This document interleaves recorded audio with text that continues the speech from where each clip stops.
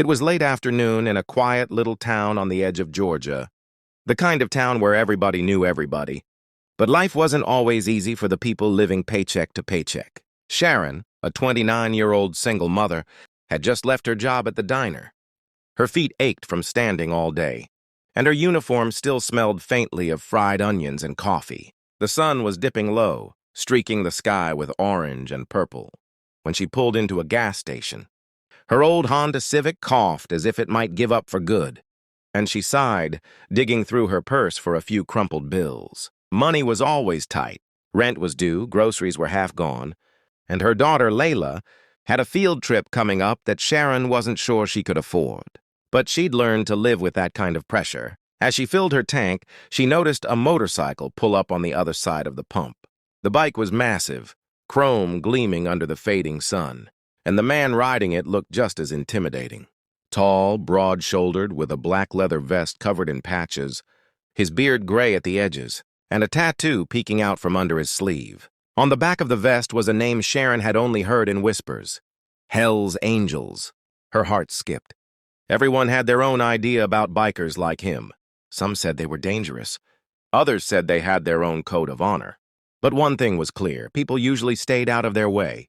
The man climbed off his bike, patted his pockets, and muttered something under his breath. Sharon glanced over. He was standing still, looking at the pump, then at the little wallet in his hand. That's when she noticed the problem. He didn't have enough cash. The biker stared at the pump like it had betrayed him, shaking his head. The gas station card reader was out of order. All it took was one look for Sharon to realize he was stranded, unless someone stepped in, now. Sharon was not the type to interfere in other people's business, especially not someone who looked like he could crush her with one hand. But something in his face stopped her. Beneath the rough edges, she saw frustration, and maybe even embarrassment. She didn't think twice. "Hey," she said softly, holding out a $20 bill. "Here, put this in." The man turned toward her, his eyes narrowing. "You don't need to do that," he rumbled, his voice gravelly and deep. "I know," Sharon replied, "but I want to." There was a pause, heavy and uncomfortable. Then, slowly, the biker reached out and took the bill. He looked at it, then back at her, as if he were trying to understand what kind of person just handed a stranger money, especially a stranger like him. "You don't even know me," he said. Sharon shrugged. "You looked like you needed help. That's all." For a long moment, the man said nothing. He just studied her as if memorizing her face. Finally, he gave a short nod, the kind of nod that carried weight. "Name's Hawk," he said. Sharon smiled faintly. Sharon. He filled his tank, started his bike, and before roaring off, he glanced back at her one last time. His eyes were unreadable, but there was something there. Respect, maybe even gratitude. Sharon didn't think much of it after that. She went home, made Layla some mac and cheese, and got ready for another long day tomorrow. But something about Hawk lingered in her mind. It wasn't the danger people usually associated with bikers. It wasn't fear. It was something else, like she had unknowingly lit a spark that would come back in ways she couldn't yet imagine. And she was right.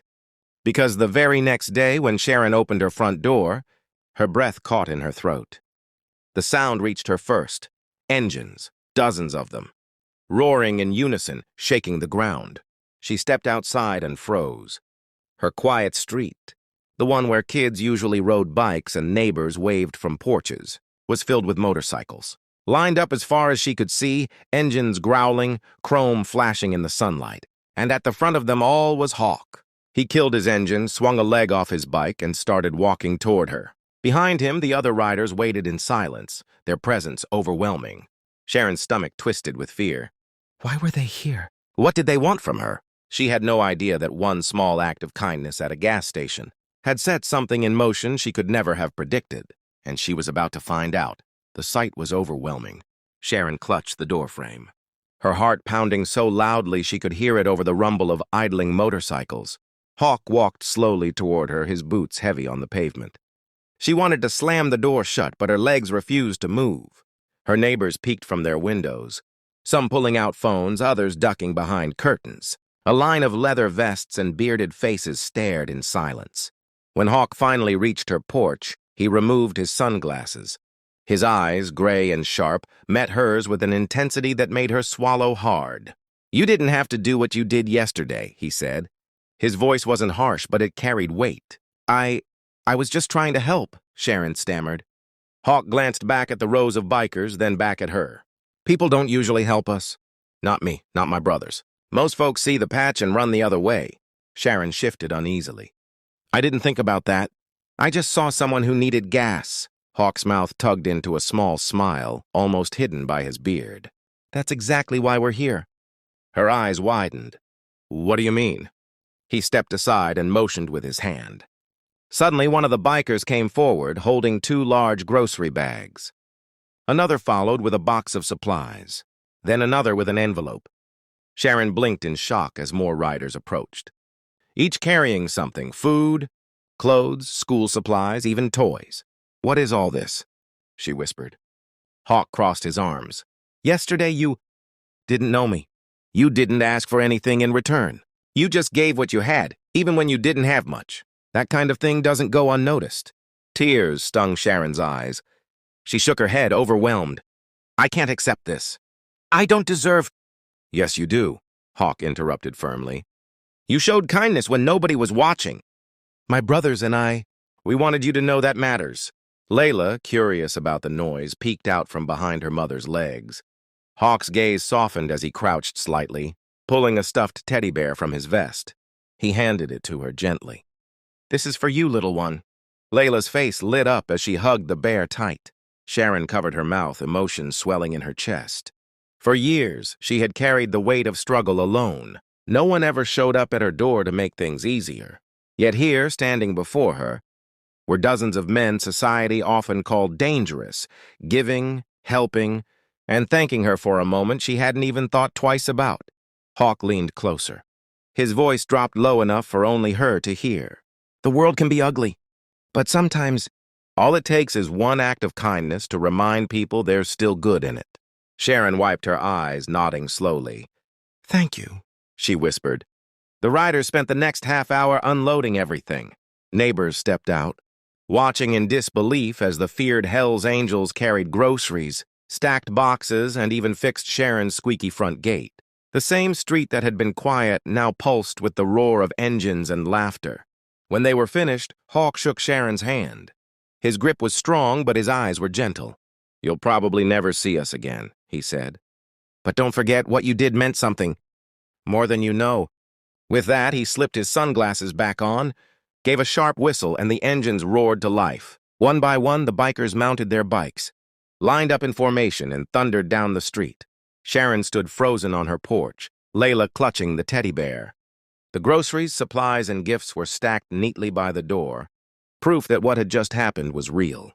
As the last bike disappeared into the distance, Sharon finally exhaled.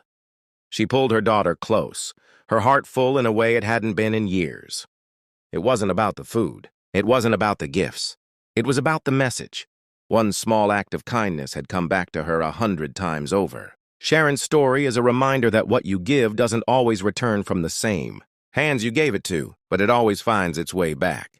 A single act of compassion, even something as simple as paying for someone's gas, can ripple outward and create change in ways you could never imagine. Kindness is contagious. It breaks barriers, dissolves stereotypes, and reminds people that we're all human at the end of the day. If Sharon's story touched you, don't let it stop here. Look around in your own life. Notice the small moments, when you can step in, even if it feels insignificant. A kind word, a helping hand, or a simple gesture could change someone's day, or even their life. If you believe kindness still matters in this world, share this story. Pass it on. Be the reason someone remembers there's good left in people, because you never know. The kindness you give today might come back tomorrow, louder, stronger, and more beautiful than you ever expected.